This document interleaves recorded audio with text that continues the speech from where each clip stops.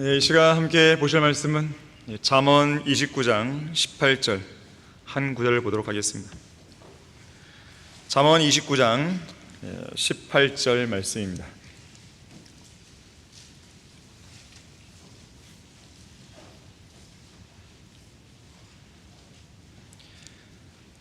환상이 없는 곳에서는 백성이 망하나 율법을 지키는 자는 행복하니라. 다시 한번 읽겠습니다. 환상이 없는 곳에서는 백성이 망하나 율법을 지키는 자는 행복하니라. 자, 말씀을 위해 다 같이 기도하시겠습니다. 참으로 위대하신 아버지 하나님, 모든 찬양과 영광과 존귀를 주님께 돌립니다. 주님은 위대하신 분이시고 모든 찬양, 이 우주에 있는 모든 피조물들의 찬양을 받으시기 합당하신 전능하신 하나님이십니다. 우리가 이 자리에 앉아있고 또 우리가 이 교회 안에 속해 있고 또 우리가 주님의 일을 수행할 수 있는 것은 주님께서 우리에게 베풀어 주신 은혜와 자비 때문입니다. 우리는 온 마음을 다해 온 힘을 다해 주님을 찬양하길 원합니다. 이 시간 다시 한번 저희들이 하나님의 말씀을 듣고자 할 때 저희들의 마음속에 강력하게 역사해 주시고 우리의 마음문을 활짝 열어주셔서 하나님의 말씀을 있는 그대로, 사실 그대로, 하나님의 말씀 그대로 수행할 수 있도록 인도해 주시고 어떠한 형태든지 우리의 혼미한 생각으로 이 말씀을 퇴색시키지 못하도록 막아주시기 원합니다. 마귀의 모든 공격으로부터 보호해 주십시오. 이 한 시간이 주님께 온전히 연락되는 예배가 되게 해주십시오. 이 자리에 있는 성도들을 주님께서 주관해 주시고 성령의 능력으로 채워주시며 이 말씀에 온전히 집중할 수 있도록 도와주십시오. 특별히 이 말씀을 통해서 강한 도전과 또 남은 생에서의 어떤 의미를 찾을 수 있도록 인도해 주시기 원합니다. 주 예수 그리스도 이름으로 기도했습니다. 아멘. 환상과 율법이라는 제목으로 설교하겠습니다. Boys be ambitious, 자주 들어보셨던 말이죠. 소년이여 야망을 품으라. 야망이 무엇입니까? 야망, 대망, 큰 뜻. 다시 말하자면 무언가 크게 이루어보겠다는 희망이죠. 그런데 본래 이 문구 뒤에는 For Christ라는 문구가 있었습니다. 원래 Boys be ambitious for Christ. 소년이여 그리스도를 위해 야망을 품으라. 일본 홋카이도 삿포로 북해도청 9번 청사 한 벽면에는 방금 언급한 이 글귀가 포함된 문장이 영어로 기록된 커다란 액자 하나가 걸려 있습니다. 소년이여 야망을 품으라. 돈을 위해, 자신의 이기적인 권력이나 지위 확장을 위해, 이른바 명성이라는 허망한 것을 위해 야망을 품지 말라. 한 인간으로서 마땅히 갖추어야 할 모든 것을 이루기 위해 야망을 품으라. 이렇게 되어 있어요. 하지만 본래의 문장은 그것이 아닙니다. 본래의 문장은 소년이여 그리스도를 위해 야망을 품고 돈을 위해, 자신의 이기적인 권력이나 지위 확장을 위해, 이른바 명성이라는 허망한 것을 위해 야망을 품지 말라였습니다. 그러나 하나님을 믿지 않는 일본인들은 그리스도를 위해라는 말을 빼버렸죠. 위키피디아 영어판에 보게 되면 그리스도를 위해라는 말이 그대로 보존되어 있습니다. 1867년부터 1877년까지 10년 동안 미국 매사추세츠 농과대학의 학장으로 있던 윌리엄 클라크는 일본 정부의 초청을 받아서 삿포로로 건너옵니다. 그리고 농과대학을 개교했고 부학장으로 8개월 동안 근무하게 돼요. 당시 그는 일본 학생들에게 과학을 가르쳤고 윤리학 과목으로는 성경과 기독교 교리를 가르쳤다고 합니다. 그의 영향으로 거의 모든 학생이 구원받은 그리스도인들이 되었다 그래요. 그러던 중에 귀국길에 오른 1877년 4월 16일 클라크 교수는 한국까지 자신을 전송 나온 10여 명의 제자들에게 마지막 말을 남겼으니 그게 바로 Boys be ambitious for Christ라는 문장이었던 거예요. 윌리엄 클라크는 마지막 임종 전에 어떤 목사에게 이런 말을 남깁니다. 지난날의 생애를 돌아볼 때 나에게는 자랑할 만한 게 별로 없지만 그래도 일본 삿포로에서 8개월 동안 일본의 젊은이들에게 성경을 가르쳤던 것이 매우 기쁩니다. 어떤 청년이 교회 담임 목사를 찾아와서 말합니다. 목사님, 저는 참으로 행운합니다. 이제 법과대학에 합격했으니 법을 열심히 공부해서 세상에서 인정받는 사람이 될 수 있습니다. 그러자 목사가 말합니다. 그래, 진심으로 축하하네. 그러면 그 다음에는 어떻게 할 계획인가? 그 다음에는 훌륭한 판사나 검사가 되어 큰 명성을 얻을 겁니다. 그렇군. 그렇다면 그 다음에는 어떻게 할 건가? 그 다음에는 돈을 많이 벌어서 부자가 될 것이고 크고 멋진 집에서 살게 되겠죠. 그 다음에는 결혼할 것이고 아이들을 낳고 기르다 보면 원숙하고 평온한 노년을 맞지 않겠습니까? 그 다음에는 목사의 집요한 질문에 청년은 이제 무슨 대답을 해야 할지 몰라 망설였습니다. 그리고 잠시 생각에 잠기 끝에 그 다음엔 누구나 그렇듯이 죽음을 맞겠죠. 그러면 그 다음에는 이 질문에 심기가 불편해진 청년은 더 이상 대답할 말이 없자 짜증을 내며 이렇게 대답합니다. 그 다음에는 제게 내려질 심판이라 기다리겠죠. 그때 목사가 묻습니다. 자네는 그런 사실을 잘 알고 있으면서도 세상과 세상 정욕을 위해서만 사는 그저 그런 인생을 살겠다는 것인가? 이 청년은 더 이상 말을 잇지 못했습니다. 아니, 더 이상 어떤 말도 할 수가 없었어요. 왜냐하면 목사의 이 예리한 질문이 그의 양심을 이미 찔렀고 그 질문이 그의 인생 계획을 완전히 바꿔놓을 수밖에 없었기 때문입니다. 여러분에게는 꿈과 비전이 있습니까? 현재 자신의 남은 생에서 이루고자 하는 목표가 있습니까? 이건 나이에 관계없이 물어보는 겁니다. 무언가 계획이 있는지를 물어보는 거예요. 남은 생애가 1년이든 5년이든 10년이든 아니 20년이든 아니 30년이든 사실상 우리는 그걸 가늠할 수는 없어요. 우리는 젊다고 해서 늦게 죽는 게 아니기 때문에 언제든지 젊어도 일찍 죽을 수 있는 거예요. 자, 나에게 하루가 남든지 이틀이 남든지 어쨌든 그 남은 기간 동안 나는 무엇을 할 것인가에 대한 그 계획을 묻는 거예요. 고린도후서 5장 15절 말씀이죠. 그가 예수님이시죠. 모든 사람을 위하여 죽으신 것은 산 자들이 이제부터는 더 이상 자신들을 위하여 살지 않고 자기들을 위하여 죽었다가 다시 살아나신 그분을 예수 그리스도를 위하여 살게 하는 것이라. 자, 이것은 모든 그리스도인들의 좌우명이 되어야 됩니다. 우리의 좌우명이에요. 구원받았다면 이 말씀은 여러분의 좌우명이고 여러분의 인생 계획이고 인생 목표고 인생 비전이고 인생 꿈이 되는 것이에요. 여러분은 과연 이 목표에 부합한 인생을 살고 있습니까? 이러한 목표가 없다면 성경대로 믿는 그리스도인으로서의 의미 있는 참된 생애를 살 수 없습니다. 목표가 없는 인생은 활력이 없어요. 펄떡이는 물고기 같은 생동감이 없습니다. 살아있는 눈빛도 전혀 보이지 않습니다. 꿈과 비전이 없는 인생은 죽은 것이나 다를 바 없어요. 또한 꿈과 비전이 없으면 여러분이 사용하는 시간은 계속 낭비될 수밖에 없습니다. 인생은 시간이 모여 이루어진 집합체이기 때문에 결국 인생을 낭비하는 꼴이 되는 것이죠. 자, 그래서 그리스도 안에서 그리스도를 위해서 꿈과 비전이 명확하게 서 있지 않으면 그 인생은 실패로 마감할 공산이 큽니다. 이 설교는 젊은 사람들을 위한 설교가 아닙니다. 구원받은 모든 그리스도인의 설교입니다. 우리의 겉사람은 썩어지고 날마다 이렇게 썩어지고 한다 하더라도 우리의 속사람은 날마다 새로워지는 거예요. 날마다 젊음이죠. 육신은 점점 힘이 빠져갑니다. 늙어갑니다. 주름이 늘어갑니다. 하지만 여러분들은 나이가 들어간다 하더라도 꿈과 비전을 잃어버리면 안 돼요. 주님을 위한 꿈, 주님을 위한 비전, 주님을 위한 계획을 단 하루가 남았다 하더라도 계속 갖고 살아야 되는 것이죠. 그것이 그리스도인의 젊음이에요. 특히 오늘 본문에서는 환상이 없는 곳에서는 백성이 망한다고 그랬어요. 영어로 비전이에요. 비전, 환상, 비전. 오늘날에는 이 비전이라는 단어가 인생의 목표나 꿈을 의미하는 단어로 확대되어 쓰이고 있죠. 본래 비전, 환상은 하나님께서 구약시대의 백성들에게 말씀하실 때 사용하신 여러 가지 방법 가운데 하나였습니다. 꿈이 있었고 주의 천사가 직접 나타나기도 했고 또 환상을 통해 보여주기도 하고, 구약시대의 이스라엘 백성은 환상을 통해서 하나님의 말씀을 들었어요. 그리고 계시를 들었고 계시를 받았고 경고도 들었고 책망도 듣고 권면도 받았습니다. 환상을 통해서, 특히 선지자를 통해 주시는 환상을 통해서. 하지만 그들이 받았던 환상은 그들에게 주어진 율법을 온전히 지킬 때에만 계속 주어질 수 있었고 또 간직될 수 있었습니다. 그러나 이스라엘 백성들은 어떻게 했습니까? 율법을 듣는 데서 귀를 돌이키고 율법을 버리고 더 이상 율법을 지키지 않았죠. 결국 그들은 환상을 잃어버리게 됩니다. 더 이상 환상이 주어지지 않는 겁니다.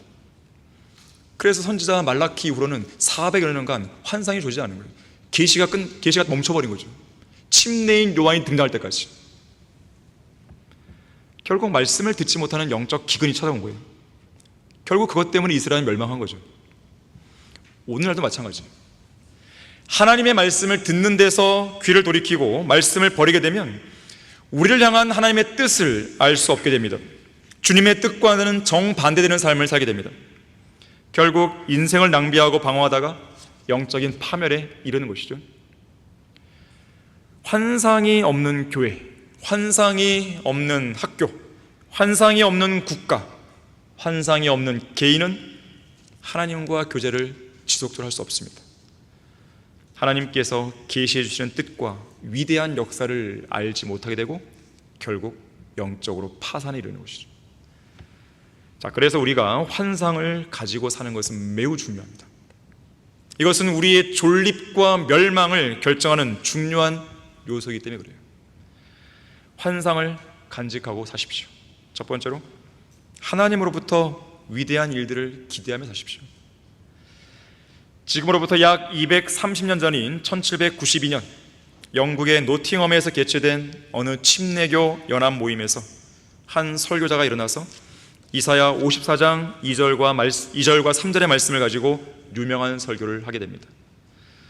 그의 이름은 근대 선교의 아버지 윌리엄 캐리였습니다. 그가 인용한 설교 본문은 이것이었어요. 뇌 장막의 털을 넓히고 그들로 뇌 처소에 휘장을 펴게 하라. 아끼지 말고 뇌줄을 길게 하고 뇌 말뚝을 견고히 하라. 이는 뇌가 좌우로 터져나오고 뇌씨가 이방인들을 유업으로 받아 황폐한 성읍들로 사람이 살도록 하게 할 것이기 때문이라. 자, 물론 이 두 개의 구절은 교리적으로 볼 때는 천년 왕국 때 이스라엘의 회복에 관한 예언으로 해석해야 됩니다. 하지만 교회 시대에 영적으로 적용해서 설교한다고 한들 문제될 것은 없습니다. 자, 윌리엄 캐리는 이 본문을 근거로 해서 강력하게 말씀을 증거하며 해외 선교에 대해서 역설을 했어요. 이방인들을 유혹을 받아야 된다. 그들에게 복음을 전하십시오. 증거한 것이죠. 그러면서 이렇게 외칩니다. 하나님으로부터 위대한 것을 기대하고 하나님을 위해 위대한 것들을 시도하라. 저는 이 이야기를 들을 때마다 가슴이 늘 뛰어요. 하지만 이 당시에 이 설교를 듣고 있던 사람들의 반응은 매우 냉담했습니다. 복음을 들어보지 못한 이방인들을 위해 선교 기구도 발족시켰고 이 자리에 모인 목사들을 설득해서 지금 당장 해외에 선교사로 내보낼 만한 사람을 찾아봤지만 아무도 선뜻 나서지 않았던 것이죠. 결국 윌리엄 캐리는 직접 선교사로 나갑니다. 그 결과 인도로 가서 하나님께서 뜻하신 일들을 수행하고 그 가운데서 역사하시는 하나님의 위대한 일들을 목도하게 되고 결국 해외 선교의 불길을 당기는 도화선이 되는 것이죠. 이처럼 위대한 환상과 비전은 우리의 마음을 사로잡고 위대한 일들을 폭발시키는 도화선이 됩니다. 지금으로부터 150여 년 전 미국의 시카고에 대화재가 발생합니다. 모든 사람이 비탄에 빠졌어요. 절망이었습니다. 그런데 어느 가게 앞에 이러한 게시문이 부착됩니다. 이번 대화재로 우리 가게는 몽땅 불에 탔습니다. 그러나 우리의 비전은 아직 타지 않았습니다.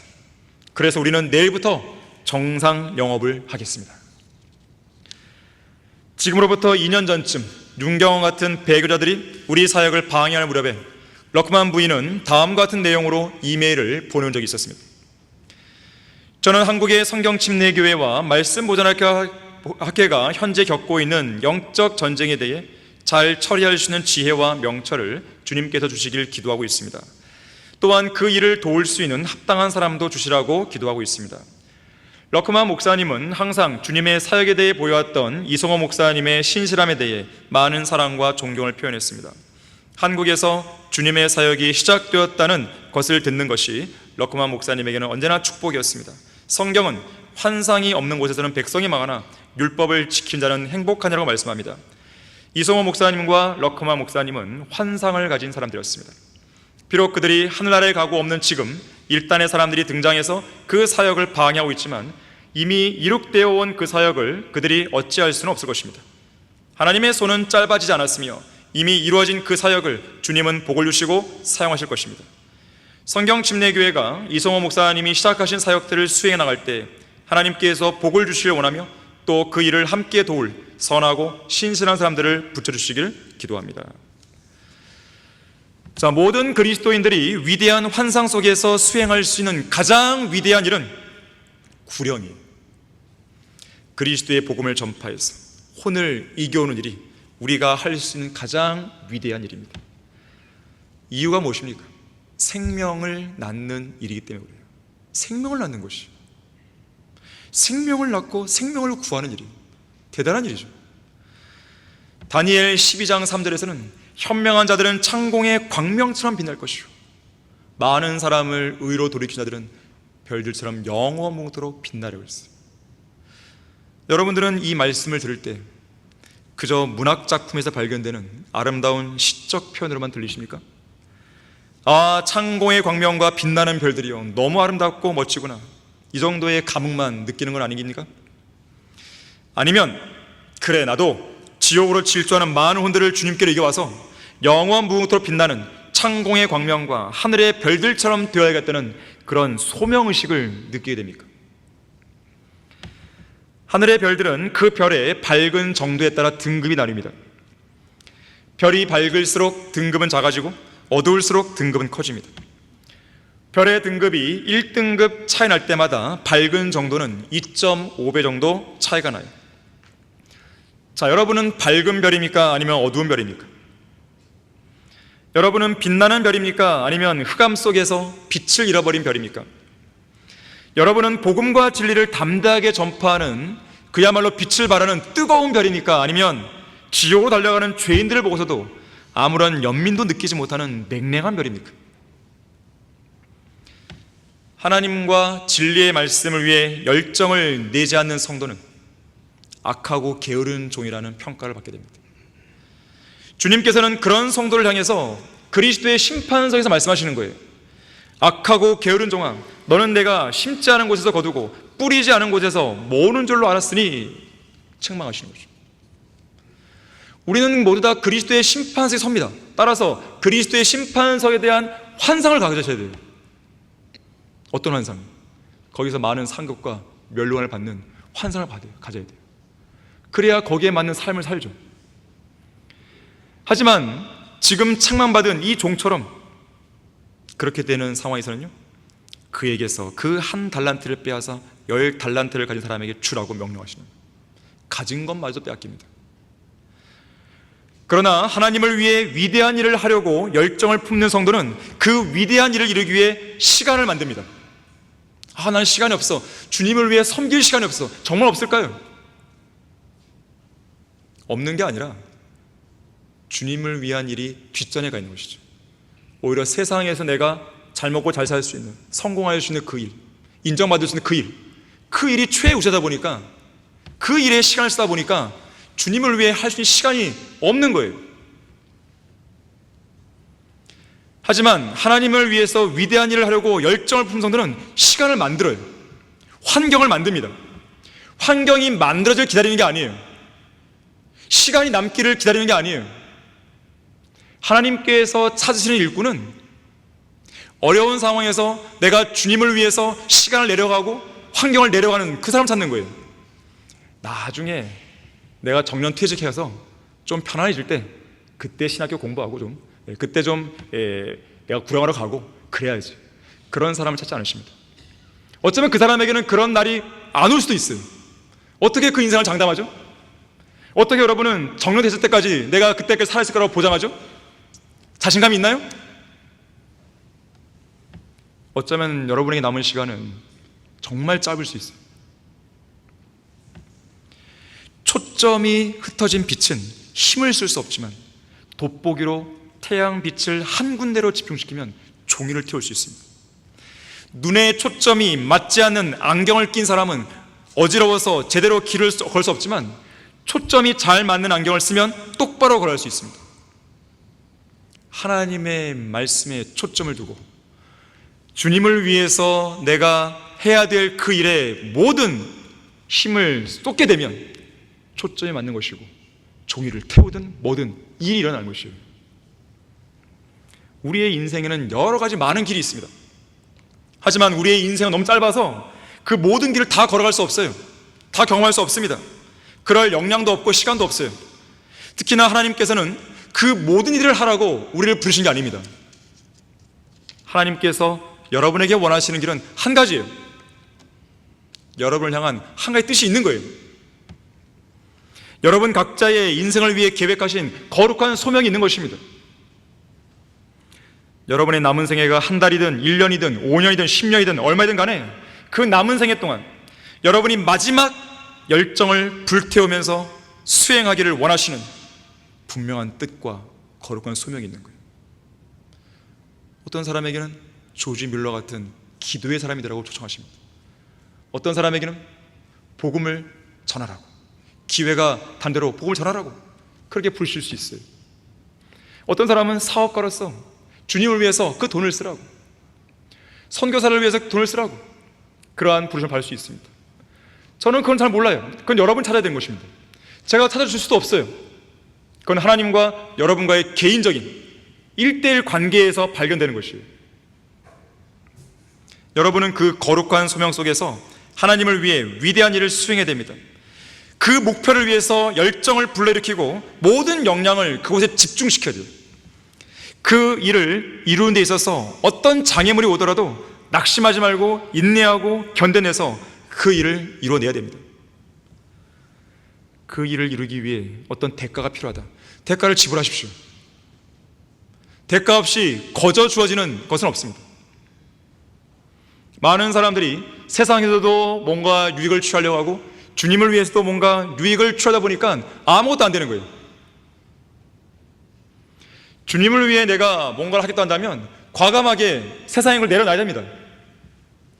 둘 다를 할 수 없어요. 절대 할 수 없어요. 한다 하더라도 곧 그 사람은 그만둡니다. 하나님의 일을 그만두는 거예요. 배수진을 쳐야 돼요. 배수진. 하나님의 위대한 일을 위해서는 배수진을 쳐야 돼요. 돌아갈 길이 없어요. 되돌아갈 것이 없어요. 과거로 이어지는 다리는 다 끊어버려야 됩니다. 오직 앞으로 전진밖에 없어요. 구세군의 창시자 윌리엄 부스는 젊었을 때 열심히 복음을 전파했습니다. 그것이 그에게 주어진 거룩한 소명이자 위대한 사명이라고 생각했어요. 그런데 젊은 나이에 심각한 병에 걸립니다. 의사는 충고합니다. 이런 몸으로 계속 복음을 전하다가는 1년도 못 삽니다. 이 말을 들은 윌리엄 부스는 깊이 숙고한 후에 죽으면 죽으리라는 각오로 더 열심히 복음을 전파했다고 그래요. 결국 그는 그 병을 이겨냈고 이후에는 구세군을 창설해서 무려 84세까지 삽니다. 그리고는 이렇게 당시의 상황을 회상하며 고백합니다. 내가 젊었을 때 의사는 나를 버렸다. 하지만 나도 의사를 버렸다. 그 대신 나는 하나님만을 의지했고 그랬더니 하나님께서 나를 지켜주셨다. 환상을 간직하고 사십시오. 두 번째로, 그리스도인은 세상 사람들이 가지 않은 길을 가야 됩니다. 세상 사람들이 갖지 않은 환상을 가져야 됩니다. 미국의 알래스카주가 있죠. 텍사스주의 2배가 넘는 규모예요. 미국 본토의 5분의 1에 해당하는 아주 큰 땅입니다. 알래스카는 아시다시피 본래 구소련의 땅이었어요. 그런데 1867년에 720만 달러를 주고 미국이 사들입니다. 당시 미국 정부에서 은밀하게 이 알래스카를 구매했을 때 의회가 들고 일어났어요. 그러더니 제17대, 당시에 17대 대통령인 앤드루 존슨과 국무장관 슈워드를 소환해서 이 일에 대한 책임을 묻게 됩니다. 맹공격을 퍼부은 거예요. 이유인 즉슨 아무 쓸모도 없는 그런 얼음의 땅을 엄청난 돈을 주고 그것도 의회를 무시한 채 제멋대로 사들였다는 것이죠. 의회로 불려나간 대통령은 정중하게 사과를 하며 이렇게 말합니다. 죄송합니다. 하지만 이미 사버린 거 어떻게 하겠습니까? 의회의 논의를 거칠 마음이 있었지만 그렇게 되면 언론이 떠들어댈 것이고 또 그렇게 소문이 퍼지면 소련은 팔지 않겠다고 하거나 값을 더 많이 달라고 할 것 같아서 국무장관하고만 의논해서 제가 샀습니다. 그러자 의원들은 더 욕하죠. 이 바보들아, 정령 얼음이 그렇게 필요하다면 겨울에 꽁꽁 얼은 미시시피강의 얼음을 깨다가 너희 집 안방에나 갖다 줄 것이지, 미쳤다고 쓸모없는 땅을 720만 달러를 주면서 사들였어? 막 욕을 해야 되는 거예요, 의원들이. 그런데 이후에요, 의회가 조사단을 파견해서 알라스카를 조사합니다. 백금이 풍부했고, 풍부한 어장, 산림이 우거져 있고, 석유가 엄청나게 매장되어 있는 게 밝혀졌어요. 의회가 꼬리를 내렸겠죠? 코가 납작해진 의회는 대통령을 칭찬하면서 이렇게 말합니다. 의회에서 당신이 우리에게 했던 그 사과를 되돌려드리겠습니다. 알라스카는 얼음 창고가 아니라 보물 창고입니다. 잘 샀습니다. 자, 우리 그리스도인들에게는 세상 죄인들이 결코 갖지 못하는 환상 하나가 있습니다. 새 예루살렘에 대한 환상이. 하나님 곧 우리 주 예수 그리스도의 아버지를 송축하리로다. 그분은 그의 풍성하신 자비하심을 따라 죽은 자들로부터의 예수 그리스도의 부활로 인하여 우리를 거듭나게 하사 산 소망을 갖게 하셨으며, 너희를 위하여 하늘에 썩지 않고 더럽지 않고 쇠잔하지 않는 유업을 간직해 주셨으니 너희는 마지막 때에 나타내려고 예비하신 구원을 얻기 위하여 믿음으로 말미암아 하나님의 능력으로 보호받고 있느니라. 베드로전서 1장 3절에서 5절까지 말씀입니다. 새 예루살렘은 일종의 얼음 땅 위에 지어져 있습니다. 알고 계십니까? 물론 이 얼음 땅은 지구상에는 전혀 찾아볼 수 없는 차원이 다른 얼음 땅입니다. 저 북쪽 하늘, 북극성 너머로 곧장 올라가게 되면 그 표면이 얼어있는 깊음, 곧 유리바다에 도달하죠. 셋째 하늘로 들어가는 유일한 길이요 양들의 문이신 예수님께서 마련하신 하늘 문을 열고 유리바다를 건너가면 바로 이 도성을 만날 수 있게 됩니다. 세상 사람들은 비웃습니다. 그런 환상을 가지고 살아가는 우리들을 비웃습니다. 심지어 쓸모없는 얼음 땅에 미쳐있다고 욕을 하기까지 합니다. 하지만 그들이 조사단을 파견할 수 있다고 한다면 그곳 얼음 땅을 진지하게 탐사해보는 순간 진주로 된 성문과 벽옥, 사파이어, 옥수, 에메랄드, 홍마노, 홍보석, 감남석, 녹보석, 황옥, 노곡스, 제신스, 자수정 이상 12가지 보석으로 단장된 12기초석과 황금길로 마련된 수정같이 맑고 화려한 새 예루살렘이 있는 것을 보게 되겠죠. 그리고는 말할 것입니다. 아, 여기는 쓸모없는 얼음 땅이 아니군요. 보물의 땅입니다. 보물의 땅. 이러한 환상을 간직하고 사는 그리스도는요, 이 땅에서 세상 사람들이 가지 않은 길을 가야 돼요. 세상 사람들이 갖지 못한 위대한 환상 속에 빠져 있어야 됩니다. 그것은 하나님께서 여러분에게 제시하시는 환상이고 하나님께서 우리를 위해 특별하게 마련하신 비전이며 하나님께서 부르시는 위대한 소명이에요. 히브리서 3장 1절에서는 그러므로 하늘의 부르심에 참여하는 거룩한 형제들아, 우리의 고백하는 바 사도이며 대제사장인 그리스도 예수를 깊이 생각하라 했습니다. 하늘의 부르심에 참여하는 사람들, 우리 구원받은 성도들은 하늘의 부르심에 응답한 사람들이고 그 부르심에 참여하는 사람들이에요. 그러한 부르심에 참여하는 모든 성도들에게는 한 가지 이상의 거룩한 소명이 주어집니다. 우리 다 같이 디모데후서 1장 9절을 보겠습니다.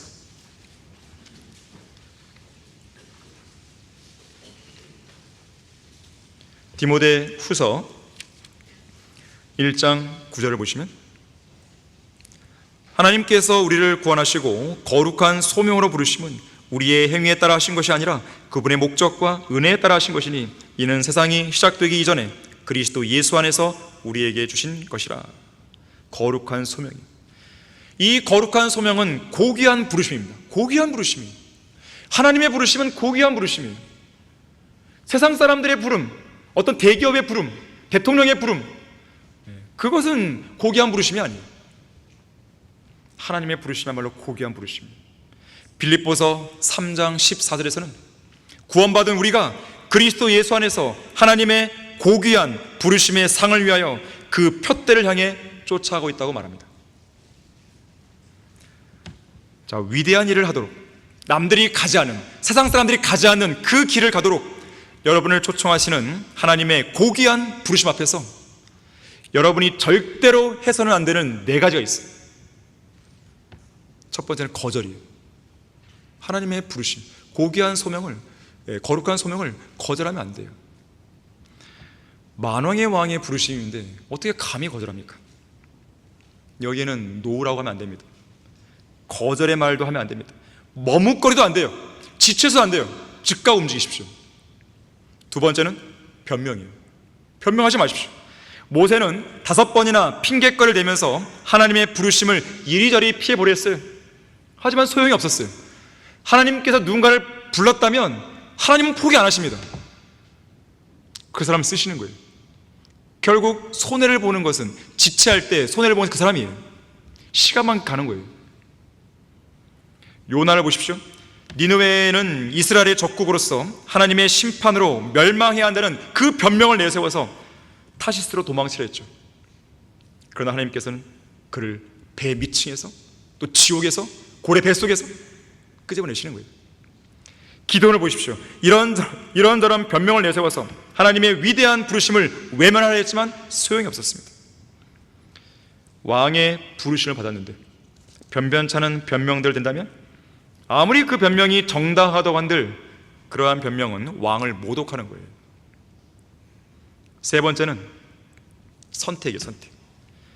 무슨 말인가 하면, 여러분은 선택할 게 아니에요. 이거는 반드시 해야 될 것입니다. 하나님의 부르심을 내가 할까 말까, 이런 선택권이 여러분에게 주어진 게 아니에요. 그건 해야 되는 거예요. 하나님의 부르심은 절대적인 부르심이에요. 반드시 하라는 거예요.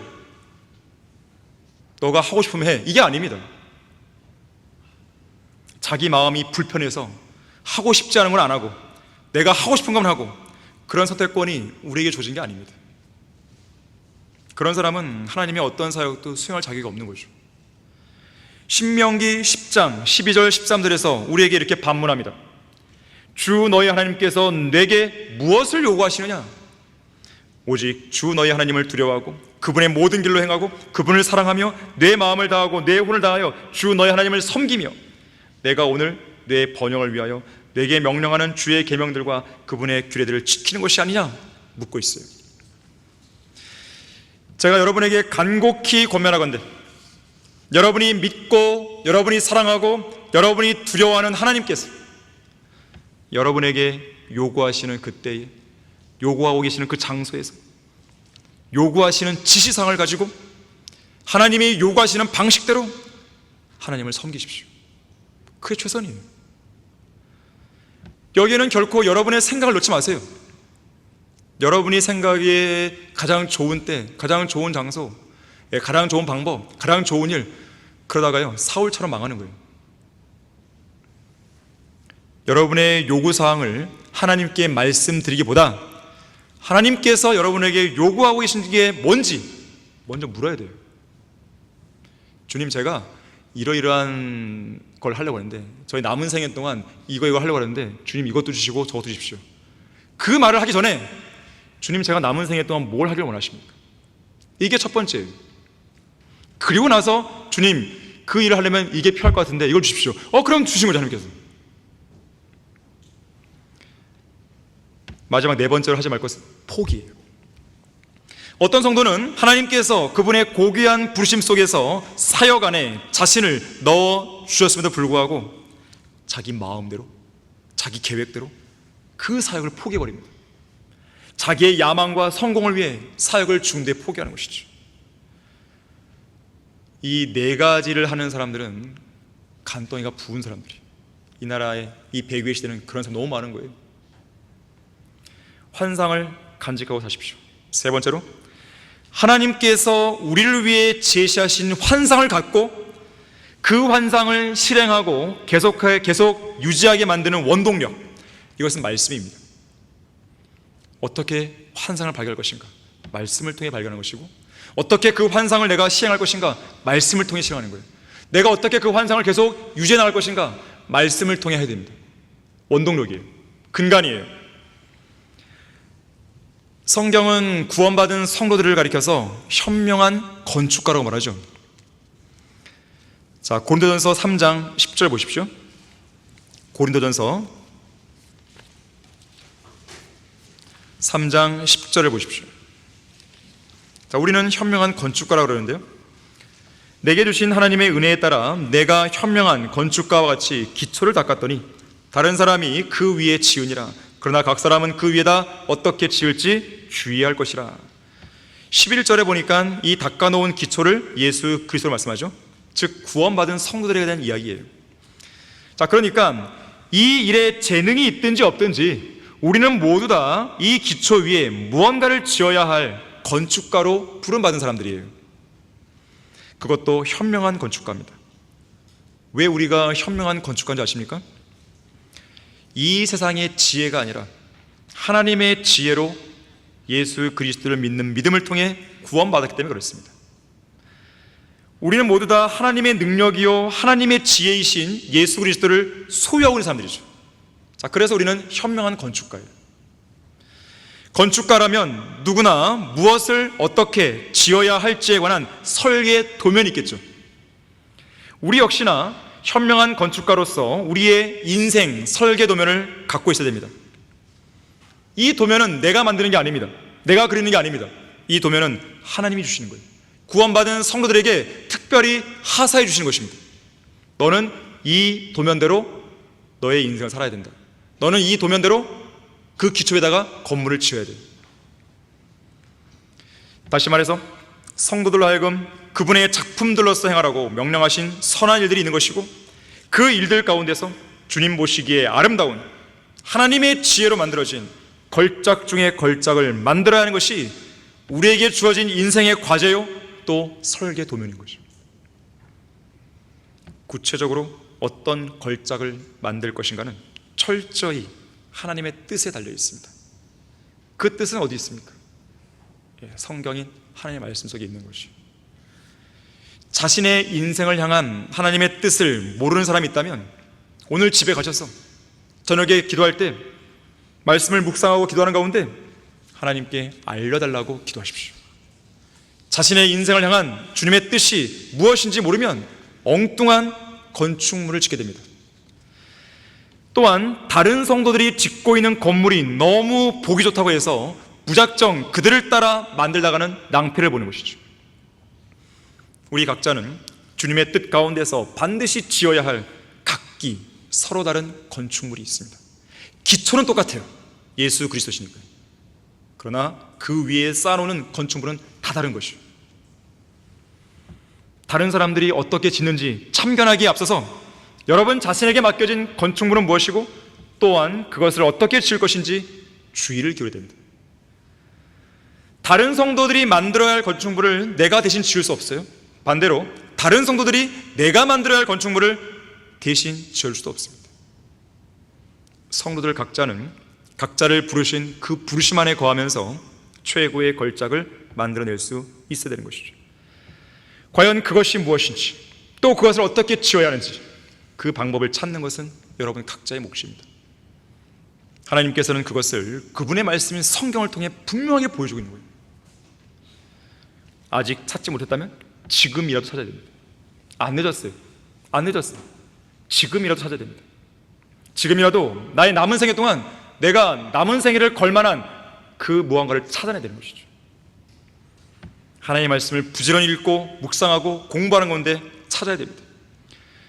저는 중고등학교 시절에 이렇다 할 인생의 의미를 찾지 못했어요. 구원받은 그리스도였지만 이렇다 할 인생의 의미가 그렇게 뚜렷하지 못했습니다. 대학교 1학년, 2학년, 3학년 때까지도 마찬가지였어요. 하지만 성경대로 믿는 사람이 되고부터는 달라졌습니다. 특히 제가 남은 인생을 어디에다가 무엇에다 쏟아부을지 잠언 28장 2절의 말씀을 통해 발견하고 난 뒤에는 더더욱 확연하게 달라졌습니다. 지금으로부터 20년 전에 저는 저를 향한 하나님의 뜻이 어디 있는지 알려주시라고 하나님께 기도를 드린 적이 있었어요. 윌리엄 캐리처럼 하나님으로부터 위대한 일들을 기대했던 것입니다. 그러다 어느 날 하나님께서는 잠언 28장 2절의 말씀으로 저의 마음을 사로잡은 것입니다. 땅의 죄거로 인해 그곳에 통치자들이 많아도 그 나라는 명철과 지식이 있는 한 사람을 인해 오래가리라. 한 나라의 흥망성쇠가 명철과 지식이 있는 한 사람에게 달려있다는 이 말씀은 저의 심장을 뛰게 했습니다. 마치 그것은 하나님의 위대한 환상으로 부르시는 위대한 환상으로 저를 부르시는 위대한 초청처럼 여겨졌어요. 그 이후로 이 환상은 저의 모든 생애를 집약시켜야 할 구체적인 목표요 위대한 일이 되었습니다. 여러분들 가운데 아직 하나님의 뜻이 무엇인지 모른다면 그 이유는 간단해요. 대부분 하나님께 헌신하지 않았기 때문에 그런 것입니다. 주님 앞에 여전히 자기 몸을 드리지 않았기 때문에 하나님의 뜻이 무엇인지를 모르는 거예요. 그래서 하나님의 뜻을 여전히 모르겠다는 사람은 가장 먼저 해야 할 일은 헌신이에요. 지금 당장이라도 여러분의 몸을 주님을 위해서 작은 거 하나라도 하나씩 드려보세요. 그런 다음에 우리의 남은 생애를 어디에 써야 할지, 나를 향한 주님의 뜻이 무엇인지를 구체적으로 알려주시라고 주님께 기도해야 됩니다. 그러면 알려주시는 거예요. 저도 그렇게 했어요. 그랬더니 일주일 뒤에 아까 잠언 28장 2절의 말씀이 저에게 주어진 것이었어요. 주님께서 알려주시게 되면 그것은 비로소 여러분만의 환상이 되는 것이죠. 그 환상은 평생에 걸쳐서 전 인생을 바쳐서 여러분이 모든 걸 집약시켜야 할 환상입니다. 여러분의 인생의 승부수를 띄워야 할 환상인 것이죠. 인생의 모든 것을 걸 수 있는 환상인 것이죠. 도박사들은 성공 확률이 높은 것에 베팅을 합니다. 가장 정확한 하나님의 말씀 속에서 여러분을 위한 하나님의 뜻, 가장 정확한 인생 도면, 가장 정확한 환상을 발견했다면 그것이야말로 성공 확률이 가장 높은 것이 되겠죠. 바로 그것에 모든 걸 걸어야 됩니다. 여러분의 마음, 여러분의 생각, 여러분의 힘, 체력, 재능, 은사, 시간, 돈과 물질, 공부의 방향, 대학에서의 전공 분야, 직장 생활, 자, 그 무엇이 됐든 간에 그 환상의 모든 것을 일치시켜야 돼요. 여러분이 가진 열정 전부를 그 환상을 실현하는 데 쏟아 부어야 됩니다.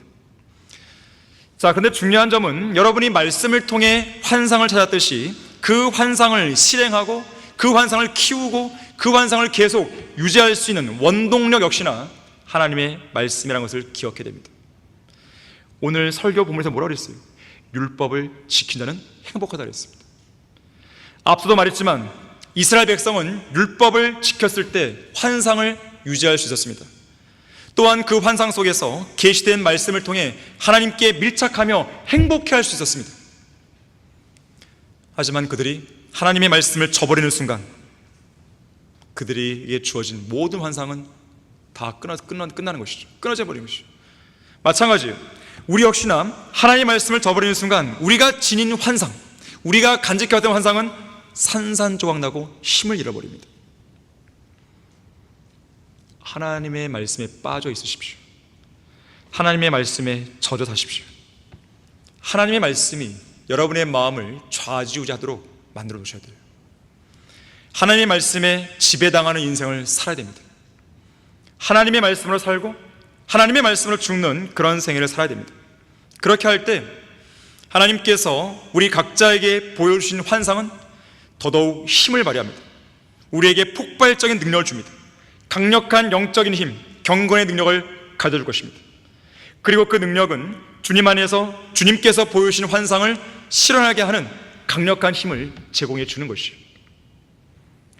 결론적으로 미국의 포도주스 회사인 웰치의 창립자 토마스 웰치는 구원받은 이후에 아프리카 선교사로 가려고 했습니다.